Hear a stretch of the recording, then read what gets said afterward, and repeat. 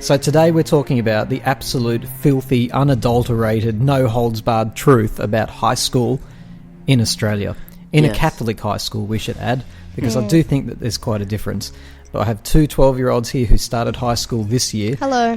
Hello, Cameron and Julian. Hello. And they are not going to hold back. They're going to tell me everything that goes on. Absolutely everything. None of the good bits and only the filthy, wrong, horrible bits. Horrible.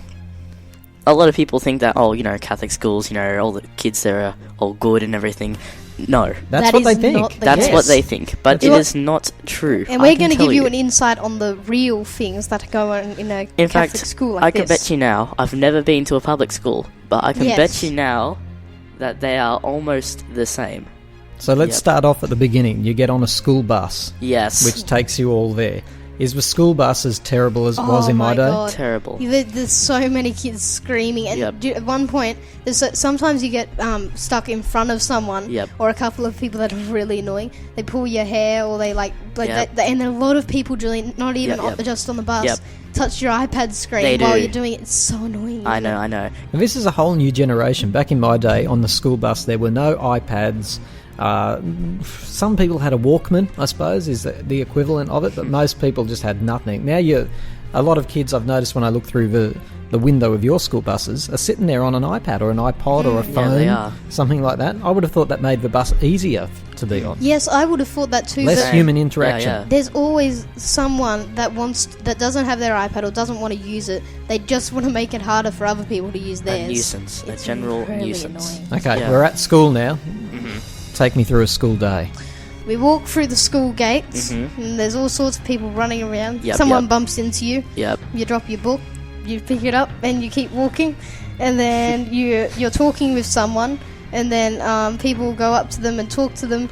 And then you're forced to talk to someone else because someone starts talking to you. And then there's all these people that hover around just annoying everyone. Let's just say, start off small. that the changing rooms smell. Yes. Full stop. They smell. Absolutely smell. And then you've got to share it with also. There's only Why a few. do changing rooms smell? There's no toilets in there, this is the thing. Yeah, there's actually toilets. There's toilets. Connected. There's a one wall that stops it, but you can still see the above of the next thing. And then when there's only a few cubicles to get changed privately. Other than that, there's just a whole massive bench, and you put your things down, you get changed. Yeah. Some people aren't comfortable with getting changed in front of so many people. I think that it smells like they were trying to mask a smell, but that it just didn't work out. They've got some sort of deodorant type thing. Strong and chemical. It doesn't work out. It just doesn't. It doesn't work. No. So tell me about the whipping, Julian, you were about to say. Oh, yes. Well, people, they take little leaf things and they start whipping people. Yes, and they things rip off the school gardens. Everyone destroys the gardens, and then they bend them into a little U shape, and then whack right across someone's leg or back or whatever. Yep. So you always got to be on guard all the time. Yep. And then this doesn't happen very often, but there's some people walk around carrying belts and stuff. Yep. They take off and then they actually get people with belts. I've never been got by one of those. No, you only see that in the changing room in 11 and 12 or something like that. Okay. Yeah. Now, you have lockers at high school. Yep. You've had some moments with your locker, haven't you, Cameron? Yes, I've had an awful time. So with my locker, I often forget, well, not that much anymore, but the first term, I always forgot to put the lock back on. So whenever I always left it sitting there, and then one time, I came back to my locker, and to my shock, there was my lock sitting there, and it was smashed. Yeah, I remember that. It was smashed, and so I had to take it to the office and get it replaced. And then another time, I went to my lock, and there was rubbish all through my locker, and that's happened quite a lot of times. So what had somebody done? Somebody come along when you weren't there. Yep. And your locker was unlocked, essentially, and they've put rubbish in it? They've put rubbish, like wrappers, like Oreo wrappers. They didn't. That's one thing that hasn't happened yet, thankfully. But basically, they just mess everything up if you leave it unguarded. Wow. So and then one person hid my lock in a bush. Year 7s do get picked on. We get called 12s quite a bit. 12s? Yeah. Regardless if you're 13. So that's just the way it works.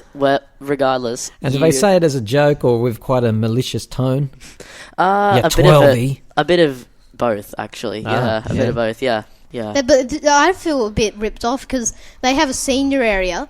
They all get to sit on these perfect chairs. Yeah. They're all clean. And then no bird droppings or anything. Then they get to go over to the cafeteria little thing that we're not allowed to go. There's a coffee machine that makes chai lattes and all sorts of things. And then they get to have these hot foods. They have their own fridges there. But they don't need to put in a lunch order or anything. Exactly. It's just, they just go, can I have a nice burger with some nice chicken and lettuce and stuff? They go, yeah, sure. And the rest of the school doesn't get that privilege? No, not until year 10. Year 11 and 12. Oh, 11 and 12, yeah. Yeah. Wow. What's the worst thing that has happened to you at high school? Worst thing. Okay, so, water bottles. Now, this is a thing I've learnt. Never, ever, ever take your water bottle to school. Just use the bubblers. All right. Okay, this is suspicious. Why? Because people will take your water bottle and throw it everywhere. And the water will go everywhere. And this has happened to me quite a few times. Yes, I've seen your bag wet, Julie. Yep. And then there's also people that they have deodorant in their bag and then they go around spraying people with it. Yes. Really, but it's not all natural like I like it. It's really strong chemicals and they go on everyone like they're police officers or something. Well, they get some really bad deodorant that smells really bad. I'm just like, why do you even own this? It's meant to make you smell good, not bad. And then Essence of cow. I know what the worst thing that happened to me was. Tell me about it. Well, I went to my bag, which you usually just put on a table or something, and then you go to your bag, and then you put it on your back, and you go to your next class, checking your diary, so where you are. Well, once I went to my bag, and then I saw that there was, I didn't actually see anything for a while, but I put it on my back, and I started walking, and then someone went, "Oh my God, what's that?" And I went, "What?"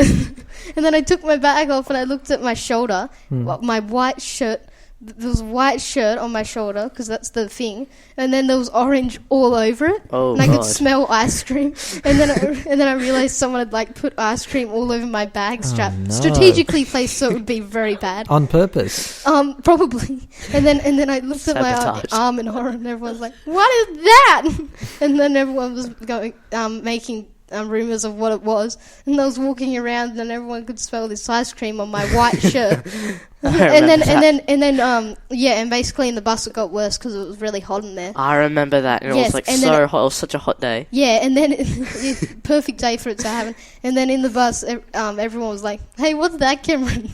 And I had to cover myself up with my bag. Ice cream stained bag. Oh, you poor boy. How embarrassing. Horrible. How embarrassing. Yeah. Is there name calling at high school? We have nicknaming. What's your nickname? Well, Cameron's is Bromance. Mine's Bromance. Do you know why? Why? Because remember, so you know how my name Cameron is rearranged and you can get Romance. Yes. And then my last name's Bishop. Yes. So then if you put B, there's the B from Bishop with with Romance, you get Bromance. So I'm Bromance. That's pretty good. Yeah, I like it. They're actually the kids at the school really good at making up nicknames. But I did notice something here. I said, "Julian, what's your nickname?" And he goes, Cameron's is Bromance. I noticed that, Julian. So I'm going to return to you. What's your nickname? Well... I know his nickname. Well, my nickname is commonly Jules, but people do like to refer to me as, sometimes, this is only Juliet? one girl, Juliet, yeah, exactly. Juliet. Yes. And me, Cameretta. But that's just romantic. I'm Bromance, you're Juliet. Yeah, I was about to say, there's a romantic theme at this school by the sound of it. But there's also other names, for me, Cameretta, and for you, Jules, like you said. And then, there's all sorts of weird things. What goes on? How are the teachers at your school? Tell me about the staff. Yep. So Julian will remember this one greatly. So our first thing in visual arts. Oh. And then, a first lesson, and she was obviously in a bad mood. So we walked in, sat down at the big tables, it smelled like paint, and then she was like, "Okay, now I'm going to take you on a tour of this room. And you must listen very carefully." So it was a very polite invitation. Yes, exactly. Very polite. And she walked around the room and she showed us what everything was. She was like, "You must wash this afterwards, otherwise this will get all rotted." And then she went over to a paintbrush that was all dry and ruined, and she said, "One child did not wash this brush." And she said, "It is not a brush. it's a stick. and everyone had to just hold in a laugh immediately talking about that for months. It was so good. Very final question. What are you both going to be like when you're in year 12? How are you going to treat the rest of the school who are your underlings, your servants, your serfs? Exactly how they treated us. Exactly.